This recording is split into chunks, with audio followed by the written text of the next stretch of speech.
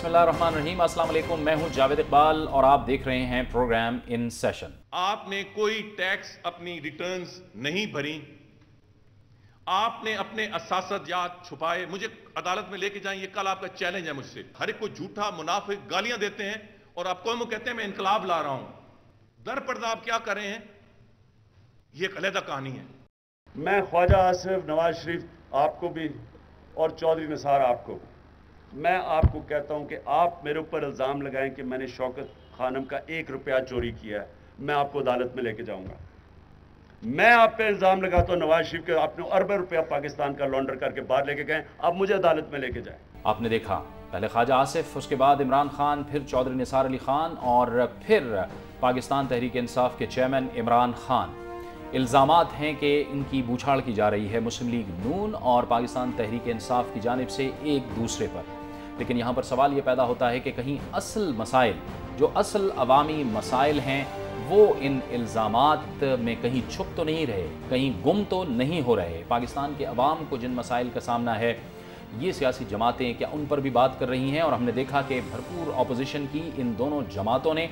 जाहिर है कि पाकिस्तान तहरीक इंसाफ पार्लियामेंट से बाहर है और मुस्लिम लीग नून वो जमात है जो पार्लियामेंट के दोनों ऐवानों में मौजूद है और वो भी मुख्तलिफ मसाइल पर भरपूर एहतजाज और अपना रद्द अमल देती रही है। लेकिन ऐन एक ऐसे वक्त में जबकि पाकिस्तानी अवाम को एक ऐसी सियासत की ज़रूरत थी, एक मुफाहिमत की सियासत की ज़रूरत थी, और जाहिर है कि हुकूमत अपनी हिकमत अमली बना रही है, अपने इत्तेहाद में शामिल जमातों से मशवरे कर रही है, तो क्या अपोजिशन को भी इस सतह पर और इस मकाम पर आपस में मिल बैठ कर बातचीत नहीं करनी चाहिए थी? ये हैं वो अहम तरीन सवाल जिन पर आज हम गुफ्तगू करेंगे। और आज इस गुफ्तगू के लिए हमें ज्वाइन किया है, स्टूडियोज़ में हमारे साथ मौजूद होंगे पाकिस्तान तहरीक इंसाफ के सीनियर रहनुमा जनाब मियाँ महमूदुर रशीद साहब। मियाँ साहब, आपको भी खुशामदीद कहते हैं। और टेलीफोन लाइन पर हमें ज्वाइन कर रहे हैं मुस्लिम लीग नून के रुकन कौमी असम्बली और रहनुमा जनाब बिलाल यासीन। बिलाल यासीन साहब, आपको भी अपने प्रोग्राम में खुशामदीद कहते हैं। मियाँ साहब, आपसे गुफ्तगू का आगाज़ करेंगे। ये बात तो दुरुस्त है कि ये सरकारी प्लॉट जो था शौकत खानम अस्पताल के लिए, ये मियाँ नवाज शरीफ साहब के वक्तों में आपको दिया गया, फिर एक ग्रांट भी दी गई तकरीबन को 5 करोड़ रुपए की थी। लेकिन फिर उसके बाद अचानक से इल्ज़ामात लगाना, क्योंकि नून का ये गिला है कि इल्ज़ामात का जो सिलसिला है वो आपकी जानिब से शुरू किया जाता है और आपकी जमात का या आपके कायद की जो सियासत है वो सिर्फ इल्ज़ामात के इर्द गिर्द घूमती है। बिस्मिल्लाहिर्रहमानिर्रहीम। जावेद साहब, पहली बात तो ये है कि ये जो हॉस्पिटल का प्लाट जी मियाँ नवाज शरीफ साहब ने दिया आपको, मैं पहले भी मुतअद्दिद दफ़ा ये बात कह चुका हूँ कि साइट फॉर हॉस्पिटल मुख्तलिफ जो गवर्नमेंट की स्कीमें होती हैं उसमें पब्लिक यूटिलिटी के जो प्लॉट्स होते हैं उसमें से एक ये प्लॉट था साइट फॉर हॉस्पिटल, जिसको पेमेंट करके शौकत खानम मेमोरियल जो ट्रस्ट है उसने पेमेंट करके ये प्लॉट ख़रीदा, गवर्नमेंट ने ये प्लॉट दिया और वो तमाम कवायद जो थे वो उनको फुलफ़िल किया गया। और फिर इस प्लॉट के ऊपर एक शानदार हॉस्पिटल बना जिसकी नज़ीर जो है कम अज़ कम जनूबी एशिया की तारीख़ में नहीं मिलती और पाकिस्तान में सबसे बड़ा कैंसर का ये अदारा है और पिछले 20 साल से इंतहाई कामयाबी के साथ चल रहा है। तो मैं ये समझता हूँ ये प्लाट देना कोई एहसान नहीं है, वो तो बाउंड थे गवर्नमेंट का, कोई भी आता तो उसको ये प्लॉट देना था। ये प्लॉट दे के कोई एहसान नहीं किया गया। एक तो ये बात, ये हमने प्लॉट दिया, कोई खैरात में प्लॉट नहीं लिया उस वक्त शौकत खानम ने। प्लॉट हॉस्पिटल के लिए मखसूस था, वहाँ पे बात की गई, अप्लाई किया गया, पैसे जमा करवाए गए, जो भी उनकी रिजर्व प्राइस थी, कॉस्ट थी, वो सारी पे करके वो हॉस्पिटल के लिए प्लॉट लिया और फिर ऐसा शानदार हॉस्पिटल बना कि शायद अब तक लाहौर की कई स्कीमों के अंदर साइट फॉर हॉस्पिटल्स के लिए खाली पड़ी हैं जगह। ऐबक ब्लॉक गार्डन टाउन में 30 कनाल का प्लॉट था जिसमें से 15 कनाल इन्होंने छोटे टुकड़े करके एमक्यूएम को दे दिए थे, 1-1 कनाल के। मैं उस वक्त एमपीए था और मैंने एहतजाज किया था कि ये साइट फॉर हॉस्पिटल है 30 कनाल और यहाँ के लोग वेलफेयर सोसाइटीज एहतजाज कर रही हैं कि ये आप इसको क्यों इसकी बंदर बांट कर रहे हैं। तो उस पे उन्होंने कहा जी 15 कनाल हम हॉस्पिटल के लिए छोड़ देते हैं। वो आज तक वो प्लॉट खाली पड़ा है और किसी ने वहां पे वो प्लॉट जो है उसको यूटिलाइज नहीं किया। तो मैं एक तो ये आपकी क्लियर करना चाहता हूं कि वो शौकत खानम ने वो प्लॉट लिया, उसकी पेमेंट की और जिस मकसद के लिए ये प्लॉट था वो बदरजा अतम वो मकसद वहां पर पूरा हुआ। ठीक है, ये बात तो हो गई, लेकिन अब इस बात पे है कि इल्जामात की सियासत आपने शुरू की। मैं ये समझता हूं कि हमने नहीं शुरू की, इल्ज़ामात की सियासत अगर तो सियासतदानों के जो पास्ट उनका कैरियर है उसके हवाले से हक़ाइक़ पर बात करें तो मैं उसे इल्ज़ाम नहीं कहता। जो भी इस मुल्क के अंदर गवर्नमेंट बनती रही, गवर्नमेंट चलाते रहे, ये 3 टर्न हुक्मरान रहे और उनके दौरे हुक्मरानी के अंदर अगर बड़े बड़े स्कैम्स हैं उस पर बात की जा सकती है, वो इल्ज़ाम नहीं है। और वो केसेस अब भी बने पड़े हैं। इसहाक डार की मनी लॉन्ड्रिंग का जो है वो बना पड़ा है, इनके कर्जों के जो डिफ़ॉल्ट होने के केसेस हैं वो चल रहे हैं। शौकत खान के ऊपर इल्ज़ामात का सिलसिला ये इन्होंने शुरू किया और ऐसे वक्त में शुरू किया कि मेरा ये ख्याल है कि इन्हें ये नहीं करना चाहिए था। अच्छा, चलें बिलाल यासीन साहब, आप फरमाइएगा कि आपको ऐसे वक्त में ये सिलसिला शुरू करना चाहिए था जो ख्वाजा आसिफ साहब ने शुरू किया है। इस वक्त इल्ज़ामात ज़रूरी हैं या कुछ और अवामी मसाइल ज़रूरी हैं? बिस्मिल्लाहिर्रहमानिर्रहीम। देखें जावेद साहब, बिल्कुल ठीक कहा आपने इंट्रो में आपने कि आजकल पाकिस्तान की सियासत पे जो इल्जामात के बादल छाए हैं, ये बदकिस्मती से ये नहीं होना चाहिए था।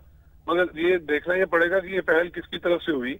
और जो आजकल जो टॉपिक है, जो आज का जो बर्निंग इशू है कि जी मुस्लिम लीग एन ने कुछ शौकत खानम पे किसी किस्म की क्रिटिसिज्म की है, बिल्कुल इसको डिनाई करते हैं। हमने किसी किस्म की शौकत खानम पे कोई क्रिटिसिज्म नहीं की। जिस तरह अभी आपने खुद कहा एहसान है या नहीं है, ये तो पब्लिक ने या हिस्ट्री ने फैसला करना है। कि खुद कहा कि जिस जो पेड़ को बड़ा करने में जिसमें पानी हमने खुद दिया हो, जिसकी जमीन खुद अलॉट की हो, जिसको एक्नॉलेज करके, जिसकी क्रेडिबिलिटी को एक्नॉलेज करके हमने खुद फंडिंग वहां पे की हो, तो उसमें उसको किस तरह हम खुदा ना खास्ता उसको डैमेज होते हुए किस तरह देख सकते हैं। मगर जब आप पॉलिटिक्स में आते हैं, जब आप पॉलिटिक्स में किसी दूसरे अपने हरीफ पे अगर कोई इल्जाम तराशी करते हैं, तो वो हरीफ भी हक महफूज रखता है कि वो भी आपकी जो असलियत है वो लोगों तक जरूर लेके जाए और लोगों को पहुंचाए। ये तो गेम है, इसमें तो ये सारी चीजें चलती हैं।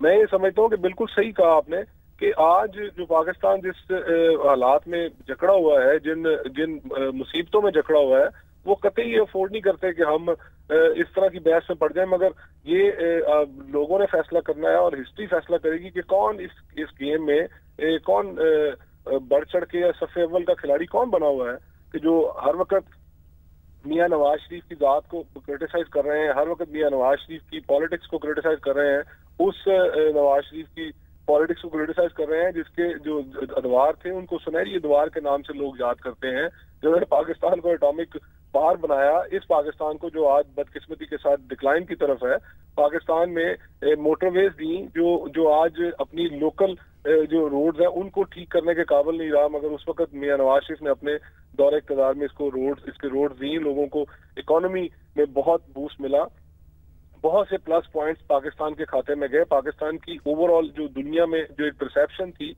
वो पॉजिटिव थी, ना सिर्फ पॉजिटिव थी बल्कि हमारे नेबरिंग कंट्री के साथ आइडियल रिलेशन चल रहे थे। आज देखें, आज बिल्कुल पाकिस्तान आइसोलेट होकर रह गया है। आज पाकिस्तान को किसी जगह पे किसी सफ में शामिल नहीं किया जा रहा।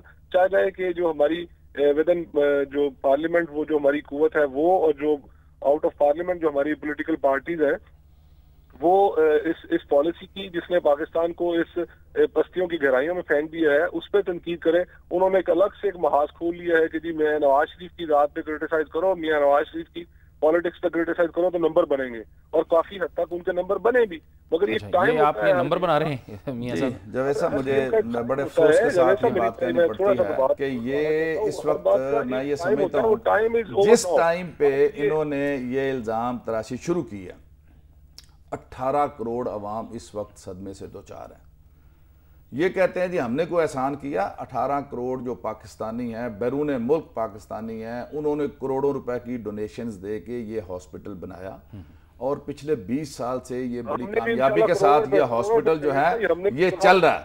अब दूसरी बात, ये इल्ज़ाम तराशी किसने शुरू की है? शौकत खानम को ये घटिया मकासद के लिए, जिन्हें ये कहते हैं कि हमें वो फ़ायदा मिलेगा और ये तो फिर सियासत में चलता है। मुझे इस पे इख्तलाफ है इनसे शदीद किस्म का कि इस तरह के घटिया इल्ज़ामात शौकत खानम पर लगाकर आप उस अदारे को नुकसान पहुँचा रहे हैं।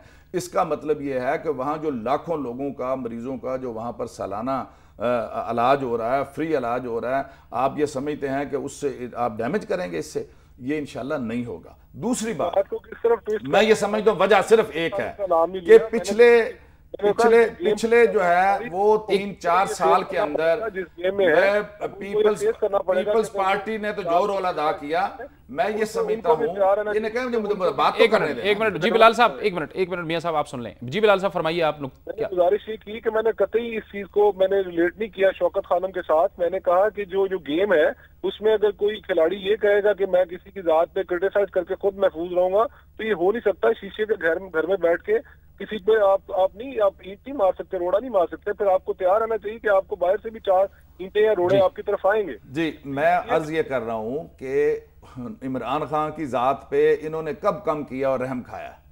97 का इलेक्शन था, वो आपके सामने है।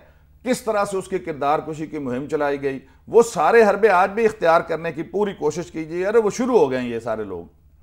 मैं ये कहता हूं शौकत खानम को सियासत की भेंट नहीं चढ़ाना चाहिए था। ये इल्ज़ामात लगाकर शौकत खानम एक अदारा है, उसको घसीटना और इंटरलिंक करना उसको पीटीआई की जो है पॉलिटिक्स उसके साथ, ये इन्होंने एक शर्मनाक फेल किया है जिसको कंडेम कर रही है आज पूरी दुनिया। पाकिस्तान का बच्चा कंडेम कर रहा है कि मुस्लिम लीग नून ने ये गलत हरकत की है। दूसरी बात, ये बड़े कसीदे पढ़ रहे हैं मियां मोहम्मद नवाज शरीफ के दौरे इक़्तिदार का। जब एक आदमी हुकूमत के अंदर होता है और इन्होंने 3 इक़्तिदार के अदवार जो है ना गुजारे हैं, तो उसके ऊपर फिर जो उसकी सारी कारकर्दगी है। ब्रेक का वक्त हो गया, मैं ब्रेक लेता हूं और ब्रेक के बाद बिलाल यासीन साहब की तरफ ये नुक्ता लेके जाएंगे। एक ब्रेक के बाद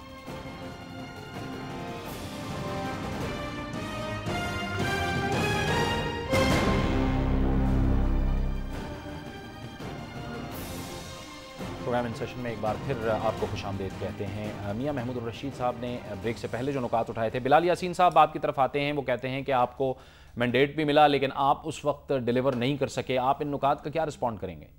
देखिए, मैं बड़ी विद ड्यू रिस्पेक्ट जो मेरे भाई यहाँ पे स्टूडियो में बैठे हुए हैं, उन्होंने कहा कि जी 97 से 99 का जो दौर था उसको पता नहीं इन्होंने किस अल्फाज में याद किया, मगर मुझे पता है कि आज पाकिस्तान पे जो इस वक्त अजाब मुसल्लत है उनमें 2-3 चीजें मैं गिनवाता हूँ। मैं आपका टाइम ज्यादा नहीं जाया करूंगा कि सबसे बड़ा यहाँ पे इशू है जो आपका टेररिज्म के हवाले से पाकिस्तान को फेस करना पड़ रहा है, जिसकी पाकिस्तान पूरी अक़वाम आलम में उस पाकिस्तान की पोजीशन हिल कर रह गई है। और उसके बाद ये जो एक अजाब है जो इलेक्ट्रिसिटी क्राइसिस जो है, जो लोड शेडिंग है, जिससे बाहर पाकिस्तानी 18 करोड़ पाकिस्तानी जो है मरीज तकरीबन मरीज बन के रह गया है। मैं इनसे पूछना चाहता हूँ कि मुझे बताएं कि 97 और 99 के दौर को जो ये बुरा कह रहे हैं या पता नहीं किस नाम से जान रहे हैं, उसमें ये बीमारियां थी? अगर नहीं थी तो आज हर पाकिस्तानी की डिमांड यही है। मैं समझता हूँ कि मुझे अल्लाह का शुक्र है कि काफी पाकिस्तान की मुख्तलिफ असम्बलियों में मैंने टाइम गुजारा है। मैं समझता हूँ कि पाकिस्तान के लोग सिर्फ यही कह रहे हैं कि आज हमें ये जो पाकिस्तान एक टेररिज्म स्टेट के नाम से जो पाकिस्तान का नाम उभरा है, ये पाकिस्तान के साथ जिसको जो टैग किया गया है, इसको आप इसका नाम साफ कर दें तो हम बड़े विल फील प्राउड। और दूसरा वो कहते हैं कि हमें ये इलेक्ट्रिसिटी क्राइसिस से हमारी जान छुड़ा दें तो हम समझेंगे कि हमारे पॉलिटिशियंस हमने बहुत कुछ दे दिया। तो हमारा क्लेम ये है कि मियां नवाज शरीफ के जो दौर था, हम यकीनी तौर पर उसको सुनहरी दौर कहते हैं कि उसमें हर पाकिस्तानी खुशहाल था। ये 2 चीजें थी, इनका ये लोग दूर दूर से वाकिफ ही नहीं थे और लोगों को शायद पता भी नहीं, ख्वाब भी नहीं सोच सकते थे कि ये हमें ये बीमारियां आने वाले टाइम में मिलेंगी। एक चीज ये। दूसरी ये कि यकीन जानिए कि हमारी जो लीडरशिप की तरफ से जो हमें डायरेक्शन आती है वो हमें बिल्कुल क्लियर कट इंस्ट्रक्शंस है। और मैं भी ये समझता हूँ, मैं भी कन्विंस्ड हूँ इस चीज पे कि ये जो हमारे 2 साथी जो इमरान खान साहब की पार्टी के जो साथी दोस्त हैं, ये इमरान खान है, इनके उस्तादों ने इनको कह रखा है कि आपने किसी बुराई का जिक्र नहीं करना, आपने पाकिस्तान पे जिस वक्त जो अजाब मुसल्लत है जरदारी, उस पर तनकीद नहीं करनी। आपने जो पाकिस्तान में जो दूसरी पॉलिटिकल पार्टीज हैं उससे यू टर्न लेना है, आपने एमक्यूएम को बुरा कह के उसको अच्छा कहना है। दूसरी, आपने तमाम जो गलतियां हैं, जो गवर्नमेंट की कोताहियां हैं, उनको आपने पसे पुछ रख के सिर्फ और सिर्फ इमरान खान की पार्टी और मियां नवाज शरीफ साहब की जो इमरान खान की पार्टी है, उनको सिर्फ ये ड्यूटी पे लगाया गया कि आपने मियां नवाज शरीफ पे क्रिटिसिज्म करनी है और इससे ही आपके नंबर बनेंगे। और उसमें इनको काफी हद तक मैंने आपको पहले कहा है कि कामयाबी भी मिली। ठीक है, आपकी क्या आप नंबर बना रहे हैं, ये बताइएगा कि कोई देखिए ना, एजेंडा तो आप भी वो जो बात करते हैं वो भी नून वही बात करती है, लेकिन फिर भी आपस में इतना शदीद इख्तिलाफ है, ऑपोजिशन इकट्ठी नहीं हो सकती। ये बहुत बड़ा क्वेश्चन है। आज पाकिस्तान के लोग ये समझ रहे हैं 99 का पीरियड है, किसी तरीके से चलें बिलाल साहब आप सुने, महमूद रशीद साहब को बात सुने, हौसला पैदा करें थोड़ा, मेरी बात सुने आप। जी गुजारिश ये है, 97 से 99 तक ये 2 साल का जो अरसा है, ये पाकिस्तान के अंदर ये अमीरुल मोमिनीन बनने की कोशिश में इन्होंने तमाम अदारों के साथ टकराव। अदलिया पर हमला कब हुआ? चीफ जस्टिस के ऊपर, जिसमें कई MNA MPs को सजाएं हुई, वो इनके सुनहरी दौर में हुआ। फौज के साथ टकराव कब हुआ? जबकि मिलिट्री कू हो गया, वो इनके दौर में हुआ, सिर्फ अमीरुल मोमिनीन बनने के चक्कर में। और जब ये 99 में गए थे, लोगों ने यहां पर शुक्राने के नवाफिल पढ़े थे, पूरे मुल्क के अंदर चिड़ी नहीं फड़की और लोगों ने शुक्र अदा किया कि जान छूटी है। और लोग कहते थे कि शेर आटा खा गया, शेर घी खा गया। अब अगली तरफ आए, ये जो रिसेंट पास्ट है इसकी तरफ मैं आपको जरा आपकी तवज्जो दिलाना चाहता हूं। आज ये चैंपियन बने हुए अपोजिशन के 3.5 बरस तक लोगों ने इन्हें मैंडेट दिया था पीपल्स पार्टी और मुशर्रफ के क्यों के खिलाफ। इन्होंने जब लोगों ने वोट दिए, हमें चीट करके इन्होंने डिसीव किया और एपीडीएम ने कहा जी हमने बॉयकॉट करना है। मियां नवाज शरीफ उस वक्त सदर थे एपीडीएम के, ट्वाइसली यूनानिमसली ये फैसला था कि हमने बॉयकॉट करना है। लेकिन फिर नादीदा कुव्वतों के प्रेशर पे वो इलेक्शन में चले गए। इलेक्शन में जाने के साथ जरदारी साहब के भाई बन गए। जरदारी साहब का हर रास्ता इन्होंने खोला, इक्तदार में ना सिर्फ लेके आए बल्कि इक्तदार के ऊपर पंजे गाड़ने में मुस्लिम लीग नून पाकिस्तान की तारीख में पहली दफा फ्रेंडली अपोजिशन की टर्म इजाद हुई। मैं इनसे पूछना चाहता हूं बिलाल यासीन से, क्या मजबूरी थी कि पीपल्स पार्टी के साथ मिलकर आप 3.5 साल तक पंजाब में हुकूमत करते रहे? तो कहते हैं कि देखिए जब आप पार्लियामेंट से बाहर हो जाते तो फिर तो आप निजाम का हिस्सा नहीं रहते। मैं समझता हूं निजाम का हिस्सा तो ये बन गए, लेकिन मुझे इस बात का जवाब तो दे दें कि आपने वोट तो लिए थे पीपल्स पार्टी और क्यों के खिलाफ, वापसी पे आपने पीपल्स पार्टी से जफ्फी डाली और मियां नवाज शरीफ ये कहते रहे कि हम जरदारी साहब आपके फितरी अलीफ हैं। जी जी, और अगर पीपल्स पार्टी आपको गिरने से नहीं रोकती तो हम आपको रोकेंगे। चलिए नुक्ता सुन ले बिलाल साहब। बिल्कुल बिल्कुल ठीक फरमाया इन्होंने कि जब 99 में जब कू हुआ तो उस वक्त लोगों ने मिठाइयां बांटी और उसमें मेरे भाई इनके जो लीडर हैं उस वक्त इमरान खान भी उन मिठाइयां बांटने वालों में शामिल। डेमोक्रेटिक सिस्टम को जब डीरेल किया गया, जिस आज जो बहुत बड़े चैंपियन बने हुए, जब 2/3 मेजोरिटी को जब उनको जो मुशर्रफ की आमरीत ने उनको जब जेल में पाबंद हासिल किया तो इमरान खान भी थे मिठाइयां बांटने वालों में। इन्होंने भी रेफरेंडम में सबसे पहले उसी वक्त, आपको याद है कि कू के फौरी बाद रेफरेंडम हुआ था कुछ अर्से बाद, तो ये इन्हीं के पार्टी के लीडर थे जिन्होंने उस वक्त मिठाइयां तकसीम की थी और उन्होंने मुशर्रफ को मजबूत करने की बातें की थी। इस तरह की बातें ना करें। आज पाकिस्तानी जो लोग हैं वो तमस्खर उड़ा रहे हैं। आजकल मेरा और महमूद साहब के साथ आपने बिठाया हुआ है, मैं अनफॉर्चुनेटली स्टूडियो नहीं पहुंच सका। मैं इनके सामने कहता कि जो हमारी जो डिस्कशन है इससे लोग क्या हासिल कर रहे हैं कि हम आपस में लड़ रहे हैं। यहाँ पे किसी जगह पे हमने ये बात की है कि अगर हमारी गवर्नमेंट आ गई तो हम इसको जो क्राइसिस को, पाकिस्तान के क्राइसिस को किस तरह निपटेंगे।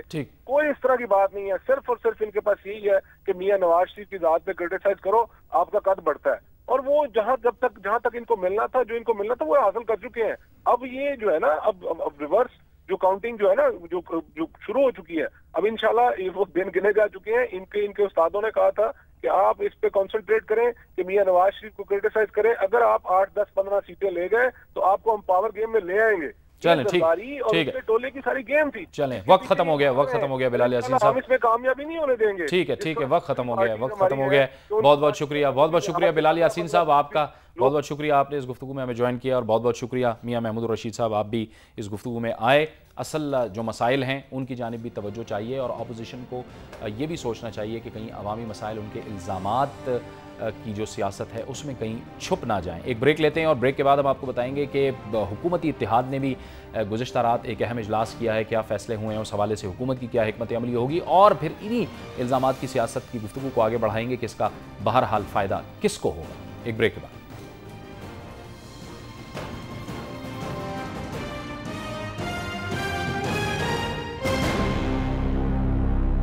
प्रोग्राम इन सेशन में नाज़रीन एक बार फिर आपको खुशामदीद कहते हैं। गुज़िश्ता रात तौहीन अदालत का जो bill supreme court of Pakistan की जानिब से कलअदम करार दिया गया था, गुज़िश्ता रात सदर आसिफ अली ज़रदारी की ज़ेर सदारत इत्तेहादी जमातों का एक अहम तरीन इजलास ऐवान सदर में हुआ, जिसमें इस बात पर इत्तेफाक किया गया कि पार्लियामान के कानून साजी के हक़ पर किसी भी किस्म का कोई समझौता नहीं किया जाएगा। आने वाले दिनों में हुकूमत और इत्तेहादी जमातों की क्या हिकमत अमली हो सकती है, इस पर बात करने के लिए हमें ज्वाइन किया है टेलीफोन लाइन पर पीपल्स पार्टी के सीनियर रहनुमा और वफाकी वज़ीर जनाब नज़र मोहम्मद गोंदल ने। बहुत बहुत शुक्रिया नज़र मोहम्मद गोंदल साहब।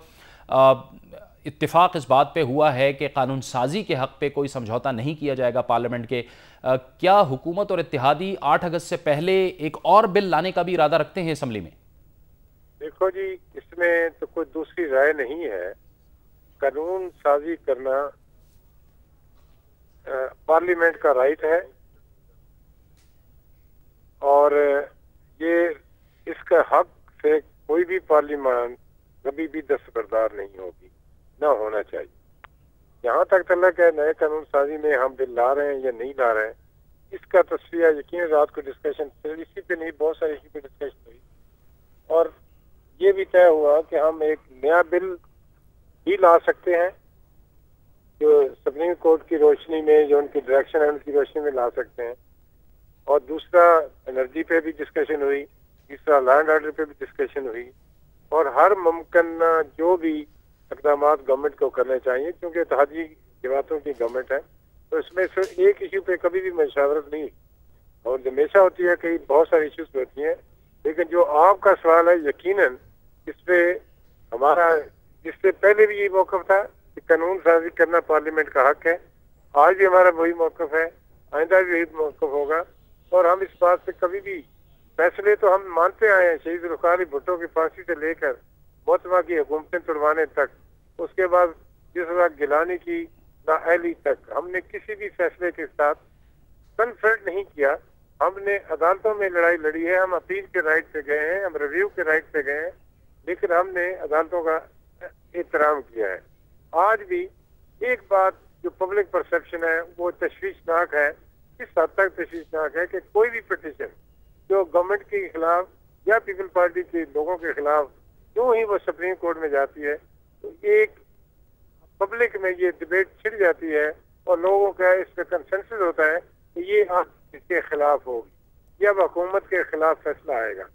ये थोड़ा सा यकीनन अगर मैं आपको थोड़ा याद दिला दूं, जो ही ये पिटीशनें दाखिल हुई इस कंटेम्प्ट ऑफ कोर्ट अमेंडमेंट के खिलाफ या कानून साजी के खिलाफ, उसी दिन से ये बहस शुरू होगी कि ये कानून का लज़म करार दे दिया जाएगा और अल्टीमेटली वही हुआ।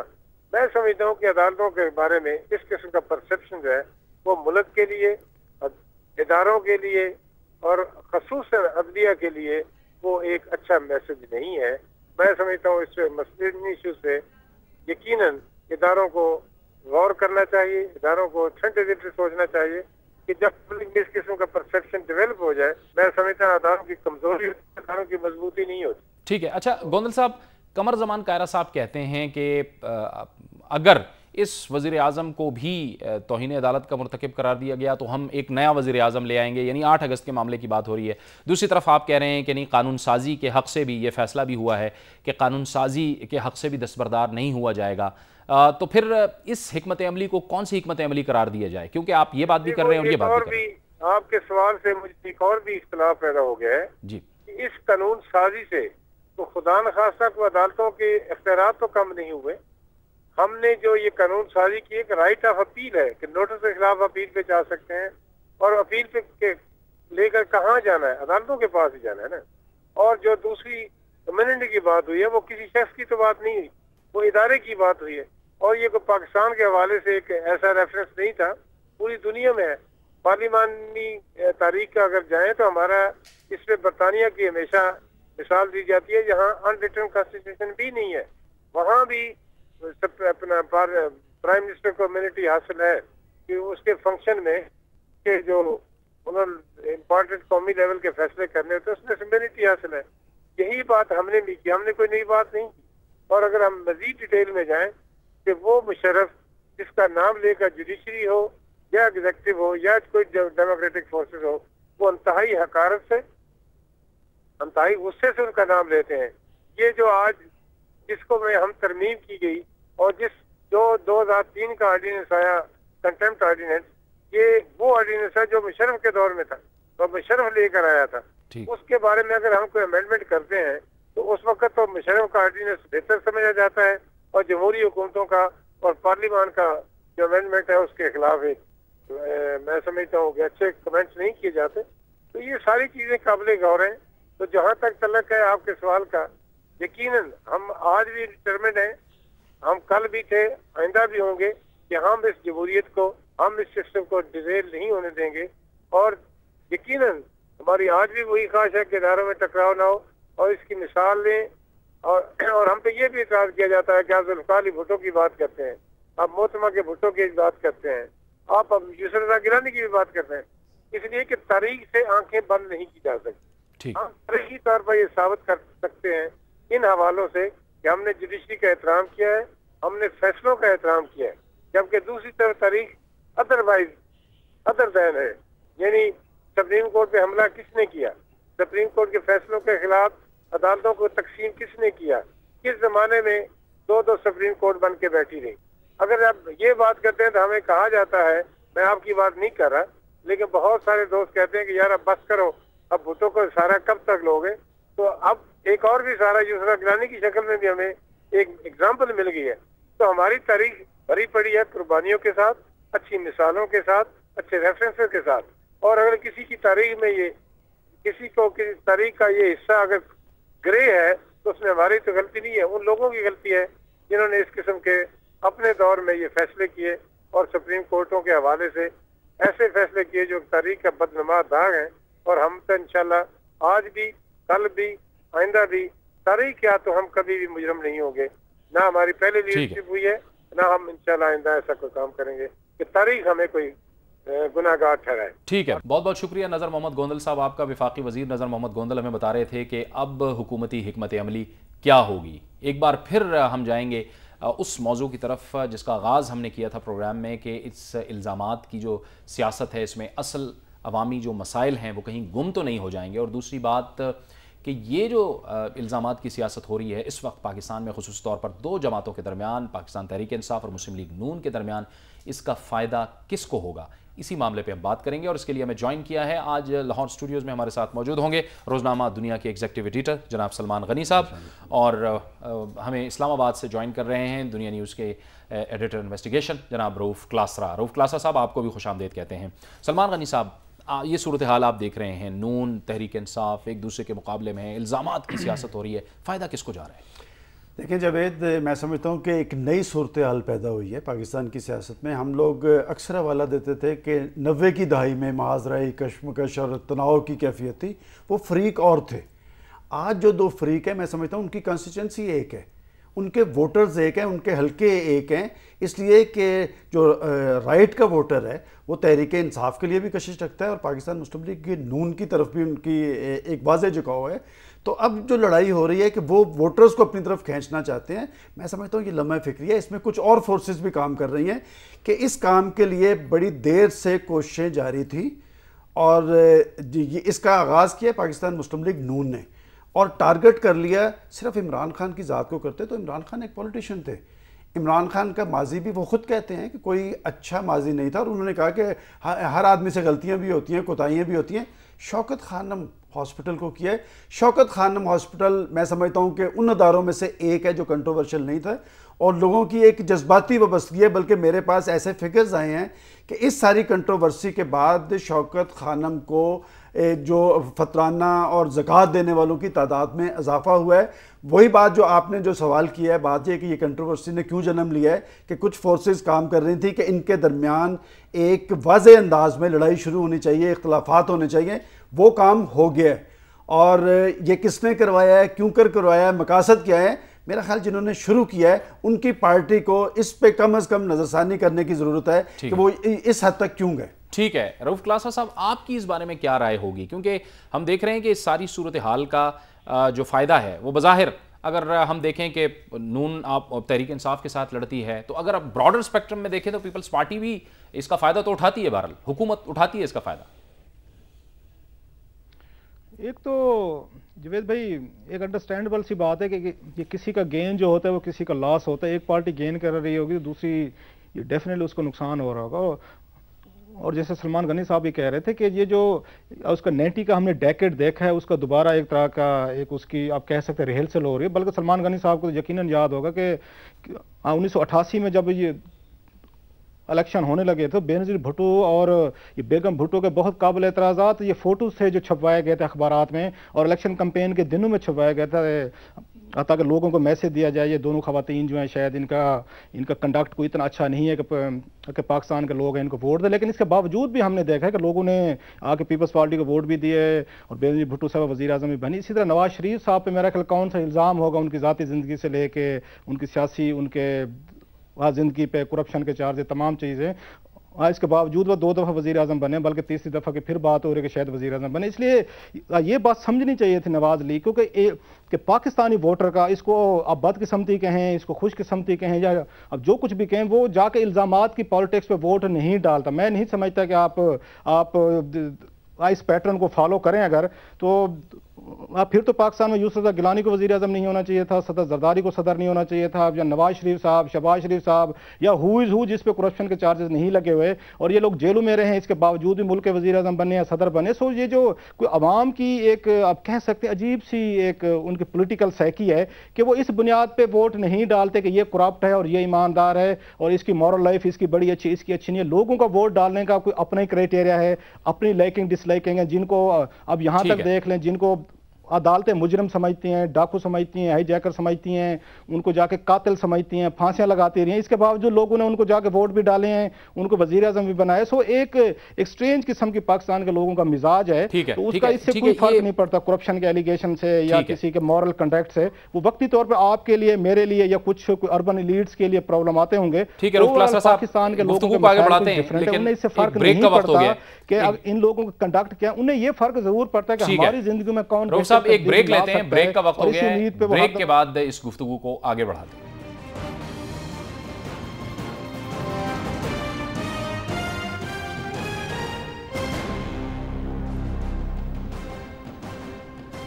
प्रोग्राम में एक बार फिर आपको खुशामदीद कहते हैं और गुफ्तगू के सिलसिले को आगे बढ़ाते हैं। सलमान गनी साहब, ये हमने देख लिया है कि जैसे कि क्लासा साहब यही फरमा रहे थे कि ऐसा लग रहा है कि हम फिर वो 90 की दहाई की जानिब जा रहे हैं जहाँ पर एक दूसरे पर इल्ज़ामात की बौछार हुआ करती थी।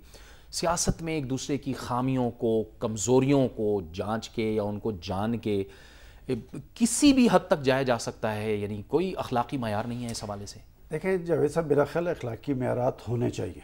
आप दुनिया के अंदर देखें कि इस तरह पर्सनल नहीं हुआ जाता, कि जिस तरह के मामला शुरू हो गए हैं। आज से कोई 15 दिन पहले आपको याद होगा कि मुल्तान के अंदर एक ज़िमनी इलेक्शन हुआ कि मुकामी सतह पे मुफाहमत हुई थी और लोगों ने एंटी पीपल्स पार्टी वोट डाला। उसमें तहरीक इंसाफ भी थी, उसमें जमात इस्लामी भी थी, उसमें पाकिस्तान मुस्लिम लीग नून भी थी। आखिर ये यकायक हुआ क्या? कुछ तो हुआ, बिल्कुल कुछ तो हुआ कि आपने एक अदारे को टारगेट कर लिया, एक शख्स को, एक पॉलिटिशियन को टारगेट कर लिया, और फिर इमरान खान साहब ने भी एक रद्द-ए-अमल का इज़हार, नेचुरली उन्होंने रद्द-ए-अमल का इज़हार करना था। मैं ये समझता हूँ कि जावेद साहब, आप अपनी नई नस्ल को क्या मैसेज दे रहे हैं जी? क्या ये आपके आइडियल हैं, ये आपके पॉलिटिशियन हैं? पॉलिटिशियन वो होता है जो हर हवाले से बाशऊर हो और कौम और मुल्क के जो मसाइल और मुश्किलात उनका इदराक करते हुए वो जो नैया होती है उसे तूफान में से निकाल के ले जाए।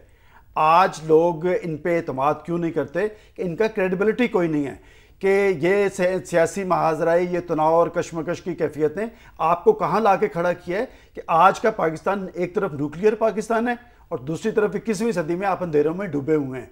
इन पॉलिटिशियंस पे लोगों ने एतमाद किया था कि ये आएंगे, उनके मसाइल का, उनकी मुश्किलात का इदराक करते हुए इसका सद्देबाब करेंगे। लेकिन ये 4.5 साल में क्या हुआ? आज पार्लियामेंट की तमाम जमातें हुकूमतों के अंदर हैं। आप देखेंगे तमाम पार्टीज जो हैं ये हुकूमतों के अंदर हैं। इन्हें जिम्मेदारी लेनी चाहिए। ये गाली गलोच करके, वो मैं कहा करता हूं कि तू इधर उधर की ना बात कर, ये बता के काफिला क्यों लुटा, हमें राजनों से गरज नहीं, तेरी राहबरी का सवाल है। ये अपनी चार्जशीट लेके जाएं जरा लोगों के पास, वो जो बेचारे आज जो खुदकुशियों खुदसोजियों पे मजबूर हैं, उन्हें बताएं कि इन्होंने 4.5 साल में क्या किया। लेकिन एक बात मैं आपको बताऊं, मैं दोबारा उसी बात पे आता हूं कि तहरीक इंसाफ और पाकिस्तान मुस्लिम लीग नून एक ही कॉन्स्टिट्यूंसी थी इनकी, कि एंटी पीपल्स पार्टी वोटर्स की तकसीम। अभी क्लासरा साहब ने कहा कि जी पीपल्स पार्टी को, लामाला पीपल्स पार्टी को वक्ती तौर पे फ़ायदा है, लेकिन पाकिस्तान के अवाम का रुख क्या होगा आइंदा इंतखाबात में?